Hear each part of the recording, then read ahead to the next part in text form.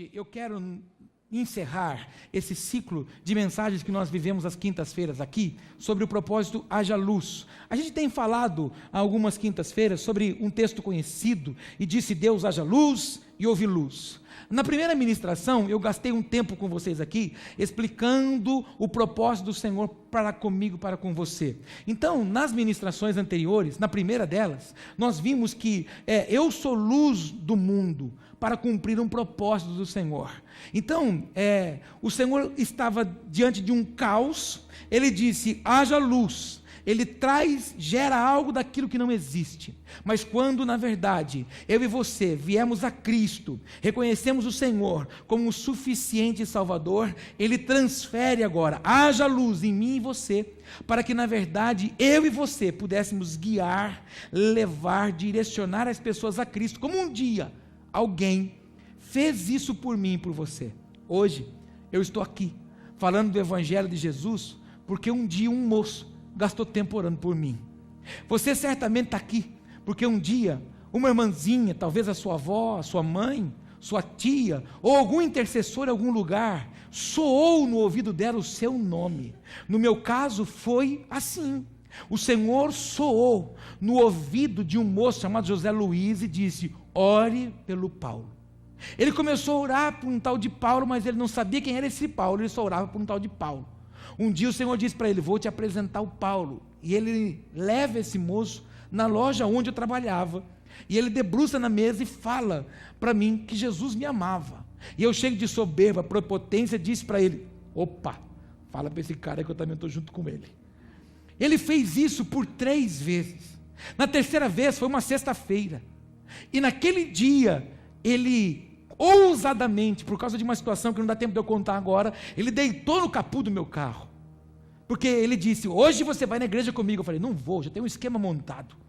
Ele deitou no capô do meu carro e pergunta para mim, onde você foi? No culto. O culto que transformou minha vida, o culto que na verdade gerou o propósito do Senhor, mas mais do que gerar, alguém investiu tempo, para que você esteja aqui hoje, sentado confortavelmente aqui, ouvindo claramente o som. Alguém investiu recurso há 14 anos atrás e vem investindo dia a dia, culto a culto. A igreja, ela existe, as portas de um templo se abrem, porque alguém ouviu a voz do Senhor, ouviu a orientação da palavra e lançou as suas sementes, os seus recursos, para que a obra do Senhor se estabeleça. Então se ganha pessoas para Cristo, porque nós vamos até elas, mas é porque alguém investe, seja os seus recursos, seja o seu tempo. Então, mais do que ser um frequentador da igreja, para ficar sentado e sendo apenas aquela pessoa que usufrui da instrução que está se recebendo, não. Por muito tempo nós fomos à igreja, viemos à igreja e aprendemos a ser igreja desta forma. Vamos à igreja porque Deus resolve o nosso problema. Vamos à igreja porque Ele vai nos restaurar e nos curar. Vamos à igreja porque Ele vai nos prosperar. Vamos à igreja porque Ele vai nos dar muitos recursos. Não. Vamos à igreja. Vamos nos lapidar. Vamos nos preparar e vamos ser luz nesse mundo tenebroso e entrar na cara do inimigo e tirar aqueles que estão nos cativeiros e trazê-los para a presença do Pai, como um dia alguém fez para nós. Mas muitas vezes as situações, as circunstâncias, o histórico da nossa vida, aquilo que nós vivemos na nossa jornada, na nossa infância, na nossa adolescência, os traumas, as frustrações, e cada um de nós sabemos lidar de uma forma. Existem pessoas que elas são atacadas, são ofendidas, e para ela tira de letra, ela sabe administrar isso, mas alguns, ela recebe uma palavra de acusação, uma palavra de reprovação, é a porta que ela precisava para entrar num cativeiro, ela entra numa clausura, ela se fecha, ela se tranca. Então o propósito de ser luz do mundo ofusca-se. Então, na verdade, o projeto de Deus fica ali, escondido, fica ali sem ser ativado. Então, o meu propósito, como ministro do Evangelho para esta casa, é fazer lembrado você todo dia, para aquilo, na verdade, que Deus chamou você. Por muito tempo, a igreja também nos ensinou que nós deveríamos ser alguma coisa na igreja aqui, nesse lugar. Então, nós começamos a vir à igreja buscando uma posição. dentro da igreja. Então nós nos ocupamos muito a ter funções dentro da igreja, mas não fomos igreja na rua. Mas na verdade no nosso local de trabalho nós não fomos igreja. Mas na fila do banco nós também não fomos igreja. Mas na fila do supermercado, lá nos frios, aquela fila gigante, a gente também não foi igreja. Então em vez de falar para as pessoas o amor de Cristo lá, a gente só queria falar do amor de Cristo para as pessoas aqui dentro. Então, mais do que eu desejar alguma coisa na igreja, eu preciso desejar ser uma Bíblia pronta, para que as pessoas possam ler uma transformação diária na minha vida, em nome de Jesus. Então, aqui na igreja, eu não estou pregando o que eu vivo, eu estou me esforçando, queridos, para que eu possa ajustar na minha vida tudo o que eu prego. Porque se eu pregar aqui o que eu vivo, eu limito o poder da palavra. Mas se eu e você, se todos nós tomarmos a palavra de Deus que é pregada e ajustarmos a nossa vida, o propósito do Senhor vai se cumprir na minha vida, na sua vida, na nossa vida, em nome de Jesus. Diga para o teu irmão: a minha vida e a sua na palavra estabelece o propósito do Senhor. O que te mantém firme, vivo? O que te mantém sadio? O que te mantém animado? Alimentação. Você já ficou dodóizinho? Tem algumas pessoas que ficam dodói, com a gripe, e ela não come. Então ela fica fraca, frágil. Então existem pessoas que quando ela tem alguma enfermidade, ela não consegue se alimentar, então o corpo dela fica mais frágil ainda. Qual é a estratégia que o meu adversário, o seu, tem para na verdade nos enfraquecer?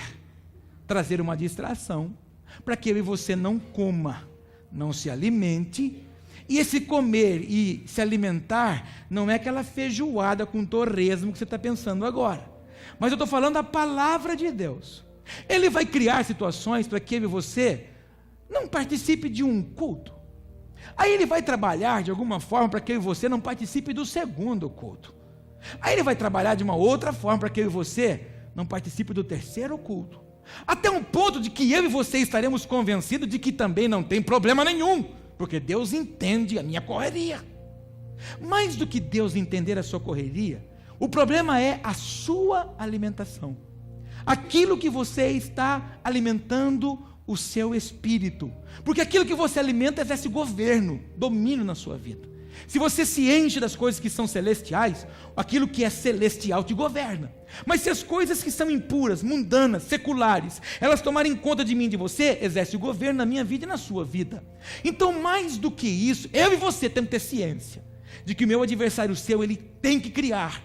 O propósito dele é criar uma distração, para que eu e você se acomode, para que eu e você se conforme com a situação pela qual você está vivendo, e que na verdade você não se sinta mais constrangido por não estar envolvido nas coisas do reino. Perceba que quando você falta a um culto, quando você vem no outro culto, parece que você está perdido na casa, parece que o pastor está pregando, você fala: mas o que ele está falando? Por quê? Porque a palavra é sempre uma sequência, é sempre uma cadência na minha vida, porque a Bíblia diz que tudo é de glória em glória. Então, como o Senhor conhece as minhas necessidades e a sua, Ele vai de glória em glória, degrau a degrau, nos levando ao propósito que Ele tem, nos tornando varão perfeito, à estatura de Cristo. Quantos entendem o que eu estou falando? Fala para o teu irmão: tudo que Deus deseja de você é que você seja imagem e semelhança do varão perfeito, que é Jesus. Dá uma olhadinha nele e vê se ele parece com Jesus. Não, não parece, porque não tem cabelão. O problema nosso é que a gente acha que é a aparência, mas na verdade Jesus disse assim: se vocês creem em mim, vocês farão coisas maiores do que eu faço. Então, se Jesus curava, nós vamos curar. Se Jesus ressuscitava os mortos, nós vamos ressuscitar.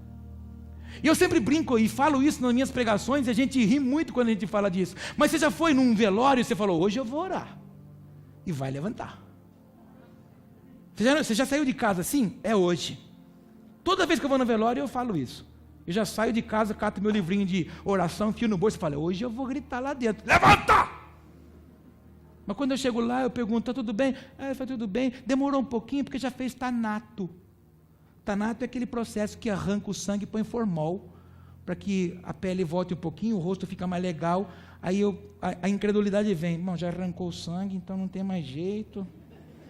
Tem formol aí, não adianta gritar, porque o formol não é vida. Aí a gente recua. Eu fico imaginando se Jesus chegava no cenário, também ficava pensando, viu, já arrancou o sangue do negócio.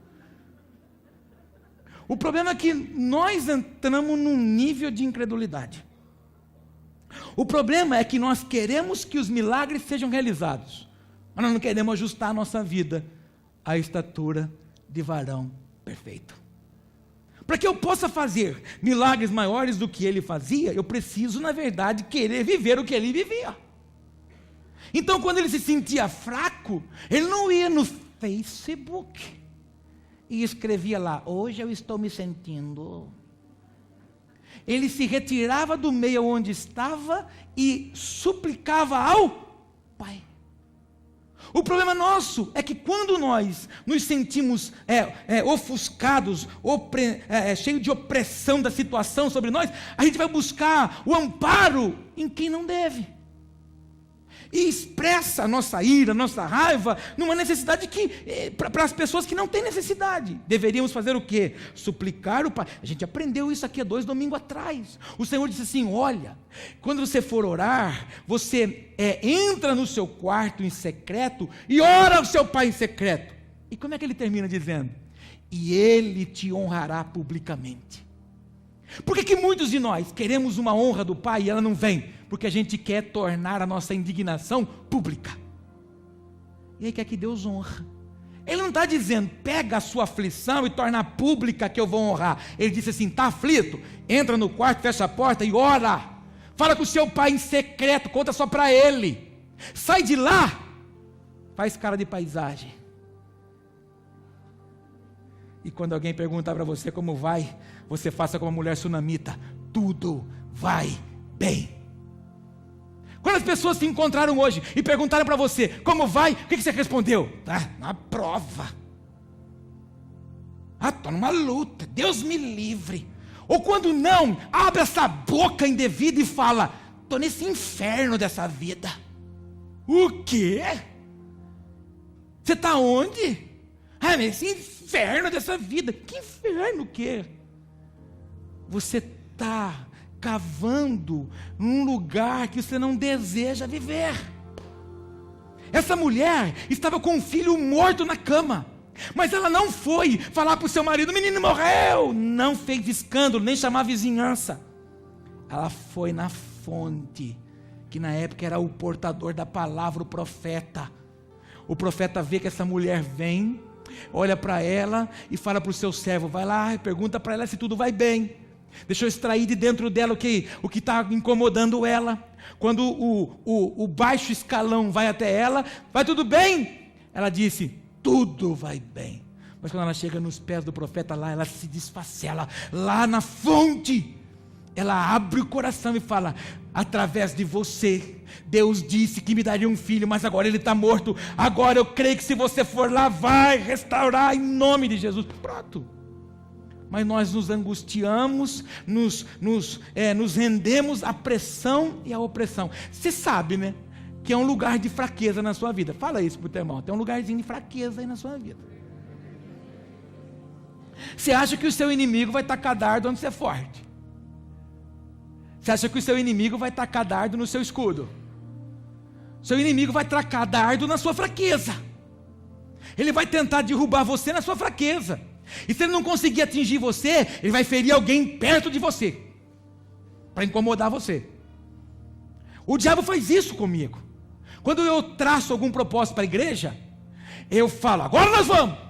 Aí ele fala, vamos ver se você vai. Aí ele está com um dardo para cima de mim. E como na verdade eu estou firmado na palavra, eu faço o quê? Não, aqui não. Pum! O escudo derrubou o dardo inflamado. Aí ele não desiste. Ele não é como eu e você. Tá louco, Deus não me abençoa. Não. O diabo fala assim, amanhã eu tento de novo. Mas ele não vai tentar em mim de novo. Vai tentar na minha esposa. Ele vai tentar achar a brecha dela, vai tentar achar a fraqueza dela para tentar ferir a mim. Se não conseguir, vai tentar pegar os meus filhos. Se não conseguir nos meus filhos, porque o sacerdote não pode sair de casa sem abençoar a sua casa, então está guardada a casa, o dardo inflamado do maligno cai. Aí ele vai tentar nos familiares. Se as nossas orações estiverem sobre a nossa família, o dardo do inimigo vai cair. Aí ele vai tentar onde? Na liderança da igreja, que está perto de mim. Se não conseguir na liderança, vai na membresia. E assim por diante. Para quê? Para tentar impedir o avanço do propósito do Pai. E que eu diga, é verdade, não é a vontade de Deus. Eu que pensei assim, vou parar. Pronto, ele fez o propósito se cumprir, que ele queria. E o propósito de Deus está estagnado. Mas se depender de mim nessa noite, você vai sair desse lugar de estagnação, você não vai mais ser enganado, enganada, porque nós vamos levantar como um exército poderoso e violento, e nós vamos nos alegrar no nosso Deus, em nome de Jesus, amém?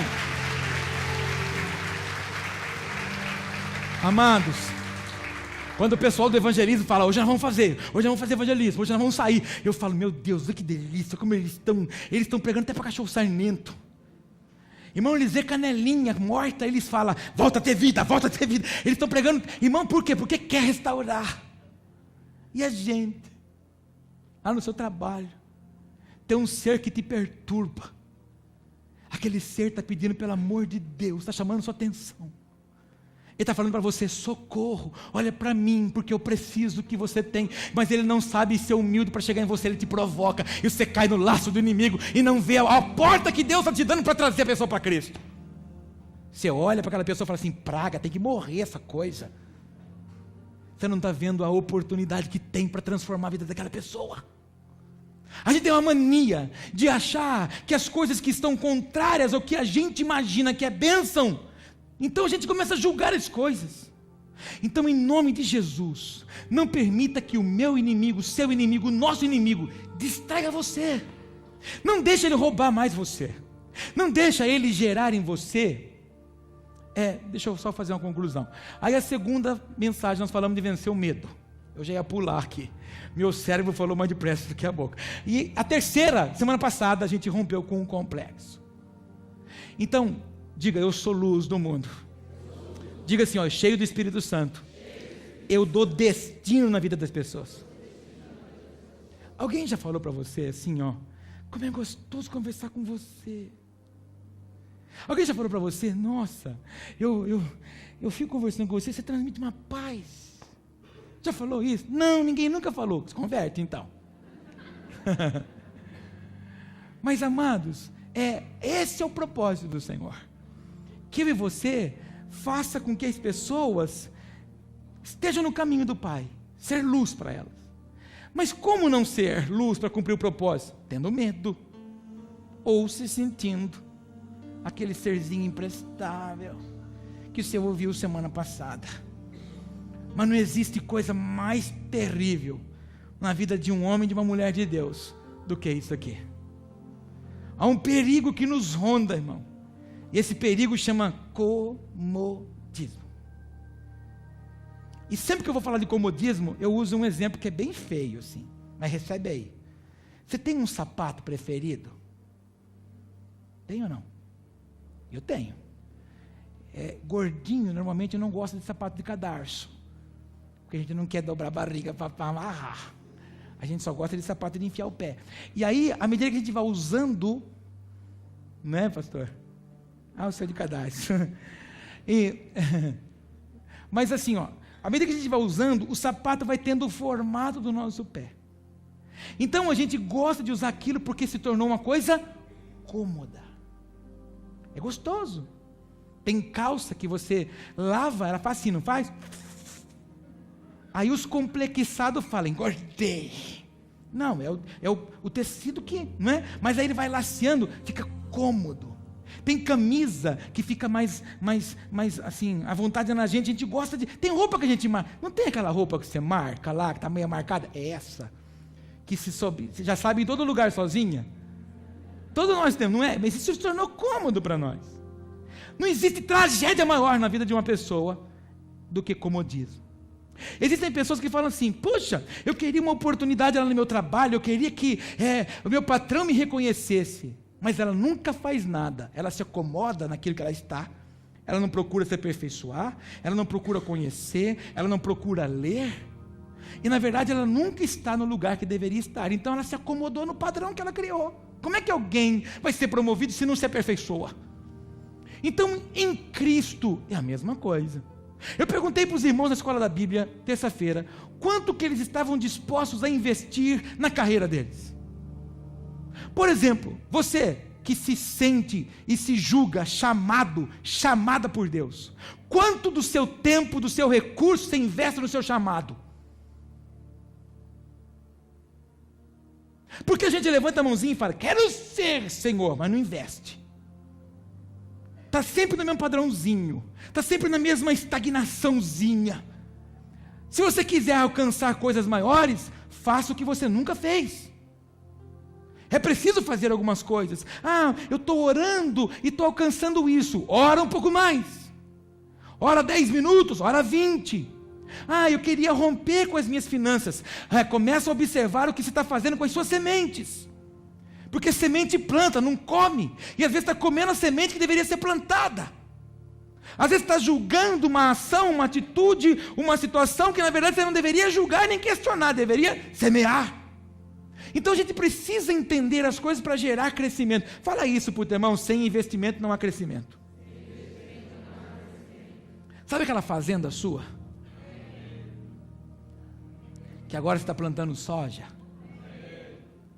Você jogou a semente da soja lá e largou lá, é assim? Há um investimento. Você quer colher uma soja boa? Invista. Primeiro, invista na semente geneticamente tratada, que não vai negar. Mas para que ela não negue, a terra tem que ser plantada, o adubo tem que ser bem feito, tem que regar na sequência, na programação exata. Há um investimento para uma colheita grande. Na nossa vida, em todas as áreas, é dessa forma. Quer ter um matrimônio bem sucedido? Investe. Sem investimento, não há colheita. Quer ter uma vida em Deus bem sucedida? Investe naquilo que Deus chamou você. E nós temos essa dificuldade, a gente entra no ritmo do comodismo. E comodismo é uma atitude de quem só se preocupa com o seu próprio bem-estar. Orar para quê? Deus está fazendo na minha vida. Ofertar para quê? Para ficar gastando com esse monte. Onde já se viu botar um puxador desse tamanho na porta ali? Mas na sua casa você põe. E por que na igreja não pode? Amarra com arame. Amarra na sua casa com arame. Não, eu estou dando um exemplo para que você entenda que às vezes a gente tem uma mania de pensar só em nós. Por exemplo, aqui dentro tem uma meia dúzia de pessoas que reclamou do que comeu hoje. Mas isso para comer? Meu Deus. Tem gente que estava pedindo pelo amor de Deus para comer metade do que você já comeu hoje. E por não ter comido, está dizendo assim: Senhor, me dá uma oportunidade de comer. E você com o bucho cheio está aí: nossa, comi essa porcaria hoje. Isso, seu incrédulo, seu ingrato, acomodado, só está olhando para você. Nossa, apóstolo, que malcriado que você está hoje. Se você for acomodado, eu estou mesmo. Porque a gente tem essa mania de olhar para nós. Porque Deus não me abençoa. Deus te abençoou com saúde. Dá para falar amém? Agora, tem gente suplicando vida. Tem gente suplicando a respirar. Faz isso, ó. Olha que coisa boa. Mexe o pezinho, mexe o pezinho, mexe o pé. Pergunta para o meu pai quando acabar o culto se é difícil ficar sem o movimento da mão direita. Meu pai era destro. Tudo que meu pai fazia era com a mão direita. Ele teve que adaptar a vida dele, reprogramar a vida dele, aprender a fazer tudo com a mão esquerda, porque a direita não funciona mais. E por mais que ele tenta fazer a mão dele abrir, não abre. O AVC neutralizou todo o lado direito. Pergunta para ele se é fácil. Pergunta para ele se é fácil colocar camisa com um braço só. Pergunta para ele. A gente tem uma mania de se acomodar no padrão da vida nossa e quer que as pessoas que estão à nossa volta se moldem para nós. E tem gente suplicando que precisa de mim e de você. E a gente não está tão preocupado com aquilo que a gente não tem. E esquece de ser conexão na vida de alguém. Fala para o teu irmão, a partir de hoje, conexão. Pessoas que só se preocupam consigo mesmas, não ligam para os outros. Então, essas pessoas na Bíblia são chamadas de preguiçosas. E o texto de Provérbios 13:4 diz: a alma do preguiçoso deseja, coisa nenhuma alcança, mas a alma dos diligentes se farta. Na Bíblia Viva, que é uma versão mais ampliada, diz assim: o preguiçoso sonha e nunca consegue nada, mas a pessoa esforçada e trabalhadora realiza os seus ideais. Tem gente que toma uma pancada hoje e ela fala: pode ter certeza que amanhã eu levanto mais forte. Eu aprendi isso, amado. Cada vez que eu tomo uma pancada, eu falo: opa, é o gás novo que eu precisava para não desistir. Sabe por quê? Oposição só se levanta quando você está no caminho certo.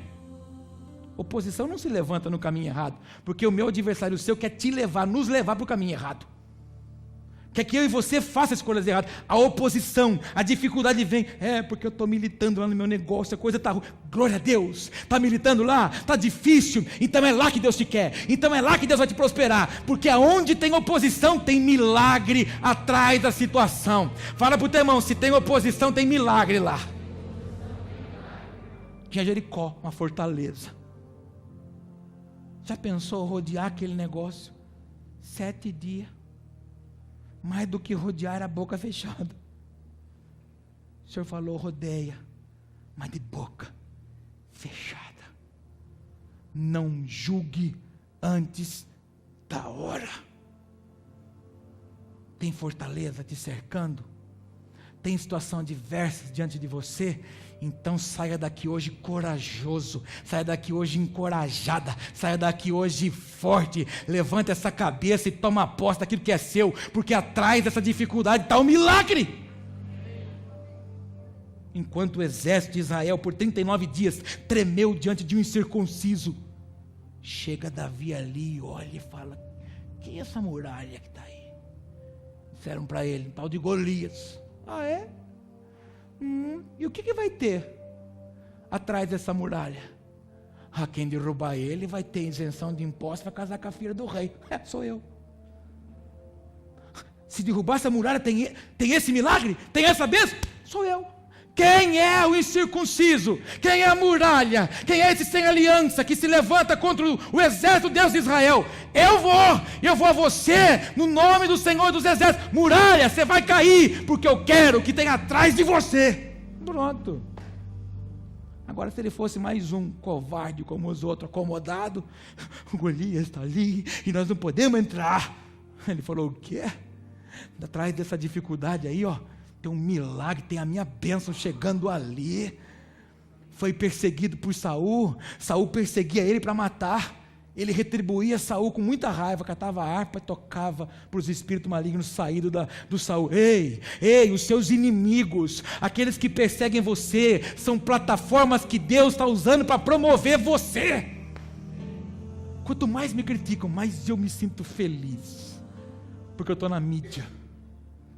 E você está na mídia porque Deus está projetando você. Você precisa entender isso. Inclusive, fala para o teu irmão: não liga não, fala para ele. Fala para ele: fica na mídia. Mas você fica preocupado, não é que estão pensando de mim. Pensa o que Deus está pensando de você. Se você está no propósito ou não. Pense as pessoas que quiserem pensar de você. O importante é que eu estou aqui para agradar a Deus. E acabou. Coisa boa. Vamos lá. Há um outro versículo: o caminho do preguiçoso é cercado de espinhos, mas a vereda dos retos é bem aplanada. O preguiçoso, ele olha e fala assim: não dá para entrar aí porque está cheio de espinho. Aquele que é reto, aquele que é corajoso, fala o quê? Oportunidade para eu desfrutar da bênção que tem para mim. Lembra dos espias? 12 cabeças de tribo, vão espiar a terra que é de vocês, vai lá ver o que tem lá. Aí vem: a terra é boa, sabe? Mas só que tem gigante, tem lá umas coisas. Ei, amados, o Senhor nos comissionou para levantarmos e assumirmos aquilo que Ele já deu para nós. A sua família não virá, a sua família é do Senhor Jesus. A sua família é do Senhor Jesus. O problema é que a gente fala, um dia vai ser. Não, ela já é, porque o Josué nos ensina isso. Eu não sei vocês, viu? Eu não sei o que vocês pensam. Ele diz, mas eu penso isso. Eu e a minha casa servimos ao Senhor. Então olha para as cadeiras e fala, essa aqui é do Zé, essa aqui é da Maria, a Tiburcia vai sentar ali, porque ela é mais espaçosa um pouco. Começa a olhar, sai daqui hoje profetizando nas cadeiras, aqui vai sentar o Tiburcio, aqui vai sentar o Plínio, aqui vai sentar a Catarina, vai sentar aqui esse povo, em nome de Jesus. Mas você não, é difícil, aquilo lá eu já entreguei na mão de Deus, já entregou nada, você não entregou não, você não teve nem fé de orar por ele, porque você não crê. Se cresce, não desistia. Se cresce, não duvidava. Irmãos, já teve dias que quando a gente foi coletar as ofertas aqui para pagar as contas no dia seguinte, só tinha moeda. Tinha que trocar as moedas para pagar a conta. E não tinha o valor que era preciso. Mas eu tinha duas escolhas. Ou crer que a provisão viria, ou abrir a minha boca e fazer parte de uma grande probabilidade de crentes incrédulos.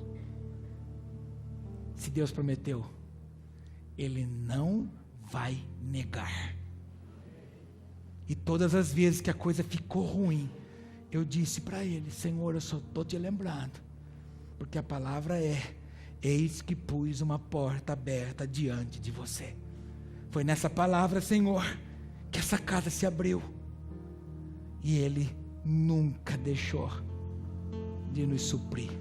Eu estou falando para você do que eu tenho provado, eu não estou contando para você daquilo que você pode provar, eu estou falando que eu provo, e Ele tem feito isso na minha vida. Em 2007, não sei porque alguém tem que ouvir isso aqui, em 2007, quando Ele mandou sair do trabalho e viver integralmente para a obra, Ele disse assim para mim, vá no banco, entregue sua conta bancária, encerre tudo, devolva o seu cheque, devolva os seus cartões, a partir de hoje você vai viver de milagre. Amado, você não tem ideia do que é isso, você não tem ideia de que você tem que fazer compra, você não tem onde pegar, você não tem ideia. E até 2018 nós não tínhamos conta bancária, 11 anos sem a conta bancária. Dias atrás, quando Ele sussurrou no nosso ouvido que nós deveríamos diminuir a nossa casa mais do que ela é pequena, para que a gente desse mais tempo para as coisas do reino, Ele disse, agora vai naquele banco lá. Amados, nós somos tratados como príncipe, nós somos tratados como se nós fôssemos a pessoa mais rica dessa cidade. Nos levaram na sala da gerência, nos entregaram cartões, nos entregaram a conta bancária, e entregaram carteira grafada, nosso nome, caneta, e eu não tenho esse limite que você está imaginando. Sabe o que é isso? Deixa eu mostrar para o Paulo o que é obedecer a uma instrução. Porque agora, se a gente vender a nossa casa, onde é que a gente ia pôr o dinheiro da casa vendida? Ele disse, vai lá, abre uma conta que eu vou te mostrar o que é honra. Aquilo que você fez no secreto comigo, eu vou te honrar publicamente. Estou falando do que eu vivo. A minha vida é um milagre. A minha casa come por um milagre. Eu visto roupa por um milagre. E isso está a minha, a sua, a nossa disposição em obedecer uma palavra. Se você estava meio acomodado com a sua fé, eu quero te dizer que renove o seu entendimento no Senhor hoje e aplique o seu coração em obedecer, que você vai ver o que Ele vai fazer. Eu não estou ensinando você por você ter coisas não, porque eu não sirvo um Deus que me dá coisas, mas Ele dá coisas para aqueles que se sujeitam a Ele e obedecem de todo o seu coração e sem questionamento. O meu maior sonho era ter uma casa imensa. Uma casa que eu tivesse uns 3 ou 4 quartos para receber as visitas quando a gente recebe, para dormir na minha casa, em vez de pagar hotel. Queria ter uma piscina. Queria ter um cantinho gourmet para mim. Fazer minhas coisas lá. Queria. Desenhei, já passei num monte de... Já ungi um monte de casa já. Aí vem esses dias ele e fala: não é casão. Vai morar numa caixinha de fósforo. Porque você precisa ter tempo para mim, Paulo. Você precisa ter tempo para as minhas coisas, porque os teus sonhos, Paulo, hoje não valem nada. O dia que ele quiser me dar um casão, talvez quando eu fizer 50 anos de ministério, se Jesus não voltar. Mas, amado, hoje me importa fazer a vontade do meu amado. O que você está querendo fazer? Você está querendo que o seu amado faça as suas vontades? Ou você quer fazer a vontade do seu amado? Pergunta para o teu irmão. Você quer fazer a vontade do seu amado? Ou você quer que o amado faça as suas vontades? Eu não vou pregar mais nada aqui hoje. Fique em pé.